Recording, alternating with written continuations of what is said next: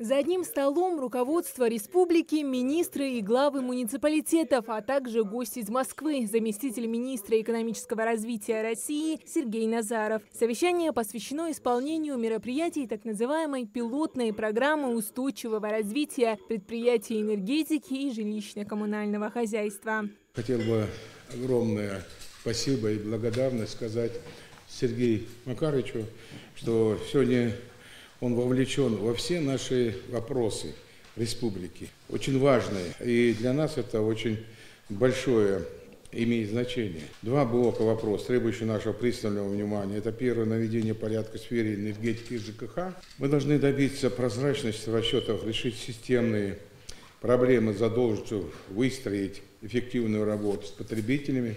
Жители республики ждут от нас реальных улучшений в этой сфере. Хотел бы, чтобы максимально конкретно и в конструктивном ключе у нас прошло совещание. Мы действительно первым вопросом хотели обсудить реализацию пилотной программы в соответствии с поручением председателя правительства. Реализуется и по факту по итогам 2027 года мы должны получить сбалансированную конструкцию в рамках жилищно-коммунального комплекса. И сегодняшний день в области водоснабжения и канализации в республике консолидированное имущество в рамках единого оператора. Второе — это совместно с ресурсниками актуализировать всю абонентскую базу, и, соответственно, улучшить взаимодействие с потребителями. Программа эта утверждена. Программа пилотная, а проблемы давние и системные. Ключевая из них, вокруг которой строится обсуждение, это объем незаконных подключений к газовым и электрическим сетям и водоснабжению. Эти противоправные действия наносят колоссальный ущерб и приводят к многомиллиардным долгам перед ресурсоснабжающими организациями. Задолженность по оплате услуг остается высокой как среди населения, так и среди коммерческого сектора.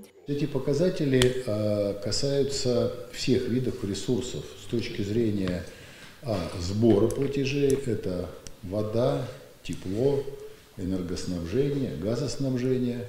Вы лидеры в стране по потерям. От вас отстает Дагестан.